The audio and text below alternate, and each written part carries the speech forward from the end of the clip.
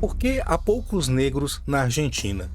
No vídeo de hoje, nós exploraremos mais esta questão, mas desde já, deixa aqui seu like e vem comigo caçar mais uma história.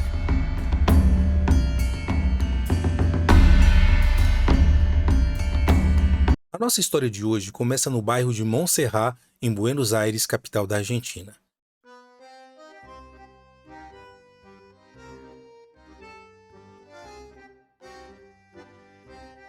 E é em uma das avenidas mais importantes desse bairro, mais precisamente na Avenida Belgrano, que se encontra a paróquia ou igreja de Nuestra Senhora de Monserrat, ou paróquia de Nossa Senhora de Monserrat, que é uma santa inclusive de cor negra.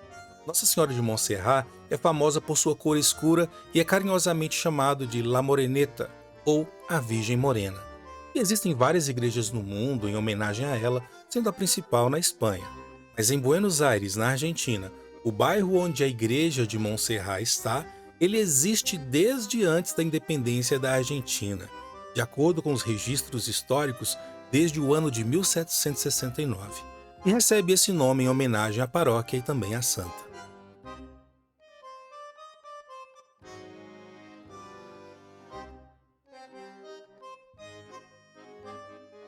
Porém, este mesmo bairro, lá por volta dos séculos XVIII e XIX, era popularmente conhecido como Barrio del Tambor, ou Bairro do Tambor. Vários bairros negros foram formados a partir do século XVII em Buenos Aires devido ao tráfico de escravizados. Pois conforme conseguiam suas liberdades, eles buscavam novas formas de organizações sociais. Esses bairros eram chamados de bairros do tambor, devido ao uso desse instrumento em festas e rituais de diversas etnias africanas que ali viviam. No caso específico do bairro do Tambor, ele também tinha o nome de bairro do Mondongo, mas à frente foi chamado de bairro do Mondongo, porque havia ali um matadouro e as pessoas negras que ali viviam consumiam bastante os miúdos dos animais que eram ali abatidos. E apesar de sua importância, os bairros negros não foram oficialmente reconhecidos pelas autoridades do vice-reinado antes da independência ou mesmo pela gestão da cidade no pós-independência. E isso reflete a invisibilização da população afrodescendente na história e também na memória de Buenos Aires. Este é um mapa que indica a localização dos antigos bairros negros da cidade de Buenos Aires. Esses bairros ficavam localizados próximos ao Puerto Madeiro, que era uma região desvalorizada da cidade por ser uma área inundável. São principalmente os bairros Boca, Barracas, San Telmo, Constitución, San Cristóbal, Monserrat, San Nicolás, Balvanera e Retiro. Talvez você me pergunte, professor Flávio, mas havia negros realmente que moravam neste local? Vamos lá, tem um exemplo sobre isso. Veja como era a composição da freguesia de Monserrat num censo que foi elaborado pela própria paróquia de Monserrat em 1770. Veja bem, acompanhe comigo. A composição étnica dos habitantes, você pode perceber aqui que, em primeiro lugar, a etnia não especificada, que era 66,41% dos registros que não especificavam etnia. Outros grupos específicos que aqui aparecem são os 129 espanhóis peninsulares, ou seja, aqueles espanhóis que vieram da Península Ibérica, e nós temos ali 63 europeus e não espanhóis, não necessariamente espanhóis, principalmente nesse caso os portugueses, mas o grupo mais importante que aparece aqui no censo, ou o mais evidente que aparece aqui nesse censo, é o grupo de pretos e pardos, e eles representam 27% da população. A maioria desta população negra é composta por escravizados, cerca de 15,20%, e por negros libertos, uma proporção menor. Também um grupo de indígenas. Existem 244 registros de indígenas, equivalente a 6% dos habitantes. Em termos de população, o bairro de Monserrat tinha a maior concentração de negros, representando 33,25%. Em seguida, vinha San Nicolás com 29,9%, La Concepción e San Miguel com 25%, La Piedad com 21,14%, depois havia San Telmo com 18,6% e Balvanera com 13,92%. Ou seja, havia uma densa população negra na Argentina. Censos como estes já eram um problema, pois os recenseadores precisavam determinar por conta própria as categorias raciais. Então, muitas dessas pessoas eram identificadas pelo que o recenseador, ele via, e aí o identificava. As linhas entre índio, mestiço e branco, ou entre preto e mulato e branco, elas são muito instáveis. Podem parecer óbvias olhando dos dias atuais, mas não eram dessa forma nos séculos XVIII. Os critérios de classificação étnica entre os povos, entre raças, sobre isso, vejam meu vídeo sobre as origens do racismo, porque não foram as pessoas negras que criaram as classificações de raça, tá? Foram cientistas brancos europeus dos séculos XVIII e XIX. É importante dizer isso. Mas nesse caso específico, quando o censo vai utilizar essas categorizações, nós temos que entender que a classificação étnica ela acaba variando entre os países. Por exemplo, muitas pessoas classificadas como mestiços no México seriam considerados brancos, por exemplo, no Brasil. Enquanto nos Estados Unidos, uma única gota de sangue negro definiria alguém como negro. Enquanto na América Latina, uma gota de sangue branco acabava classificando as pessoas como branco. As estatísticas, na verdade, elas refletem muito mais as ideias nacionais e as vontades e aspirações dos habitantes do que a realidade. Em 1810, Buenos Aires tinha cerca de 33% de população negra, mas essa porcentagem diminuiu consideravelmente até meados do século XIX. À medida que as classes mais privilegiadas da cidade se mudavam para áreas ao norte da cidade, levavam consigo seus antigos escravizados, e passavam a ocupar as áreas mais humildes dessas regiões. É importante entender que muitas vezes, quando esses escravizados, depois de conseguirem sua liberdade, principalmente no pós-abolição, em algumas situações eles se moviam para essas regiões com os seus senhores, mas obviamente não moravam nos mesmos lugares e ocupavam as regiões mais pobres e vulneráveis de onde aquelas pessoas haviam mudado. Enquanto isso, os mais pobres e aqueles sem emprego fixo ou que não queriam emigrar permaneciam ali, no Barrio del Tambor, ou Bairro del Tambor. No entanto, essa área foi se tornando marginalizada, acumulando pobres em condições precárias.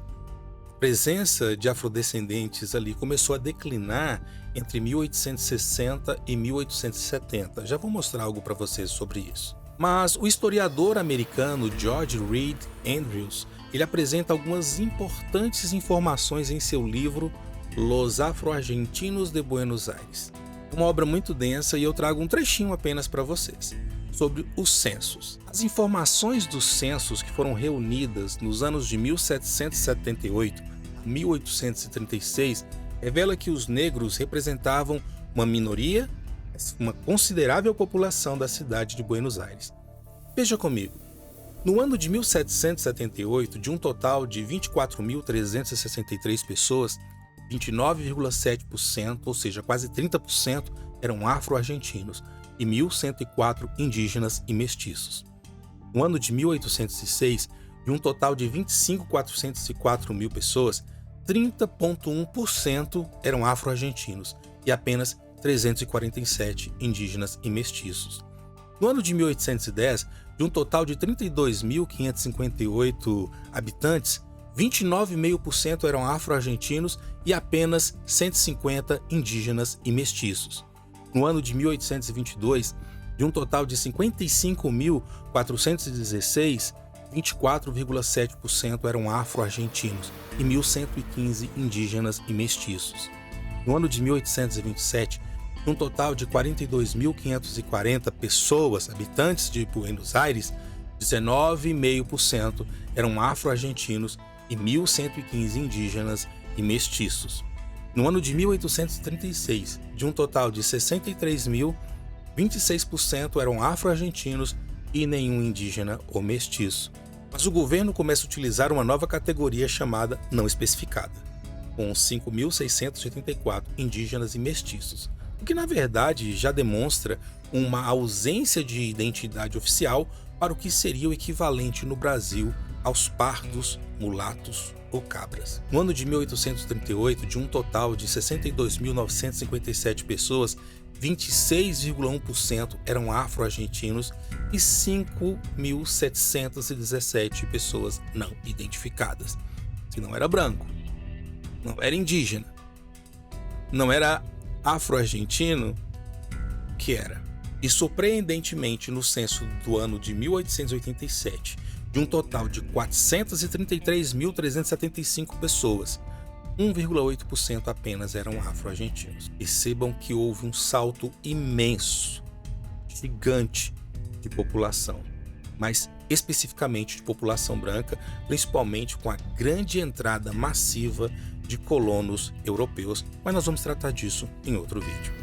Então podemos concluir que entre 1778 e 1838 havia uma considerável comunidade negra na cidade de Buenos Aires, que não somente aparecia nos números oficiais do governo, mas o seu território também era conhecido. Eu vou mostrar isso para vocês num gráfico. Veja só, eu quero que você perceba que o gráfico demonstra a evolução da população de Buenos Aires pelo censo demográfico. Perceba que os dois maiores grupos representados são os grupos populacionais de brancos e negros, sendo que o grupo de pessoas negras aparece mantendo um crescimento menor do que do grupo de pessoas brancas. Porém, não se pode ignorar o crescimento do grupo de pessoas não especificadas, ou seja, aquelas que eram equivalentes às pessoas pardas no Brasil, como eu já disse anteriormente. Esta tabela ela resume 8 censos realizados em Buenos Aires entre 1778 e 1887. E o que ela revela? Revela que neste momento histórico, os afro-argentinos representaram cerca de 30% da população da cidade, entre 1780 e 1810. A presença significativa de negros em Buenos Aires nos séculos 18 e 19, especialmente nos bairros como Montserrat, refletia uma comunidade que desempenhou na cidade um papel muito importante. No entanto, ao longo do tempo, essa presença diminuiu drasticamente e várias razões contribuíram para esse declínio. Fatores como a abolição do comércio de escravizados, as altas taxas de mortalidade entre pessoas negras devido a doenças infecto-contagiosas e uma taxa de nascimento, taxa de natalidade muito baixa entre os afro-argentinos. As mortes também durante os conflitos, as guerras, porque os afro-argentinos participaram ativamente das guerras de independência, e uma política também de branqueamento do governo e da elite da Argentina. Todos estes são elementos que desempenharam um papel crucial para a redução da população negra, mas eu vou tratar disso especificamente em outros vídeos. E além disto, uma historiografia nacionalista, idealista, eurocêntrica na negação da história dos povos africanos e seus descendentes na Argentina acabou colaborando também para invisibilizar os negros e a percepção de que eles nunca tivessem existido na Argentina, o que não é verdade. Mas eu vou tratar dessas questões em outros vídeos. No meu primeiro vídeo sobre a escravidão na Argentina, eu recebi um comentário que dizia que nunca houve escravidão na Argentina. Depois, me disseram que nunca houve negros na Argentina. Eu me pergunto, quem se beneficia destas inverdades históricas? Mas nós estamos aqui para fazer a divulgação científica da história da África e de seus descendentes ao redor do mundo. Todas as referências do que falamos estão na descrição do vídeo. Não perca os nossos próximos episódios sobre as evidências históricas e as razões da redução da população negra e do apagamento da história dos afro-argentinos na Argentina. Porque tudo tem história.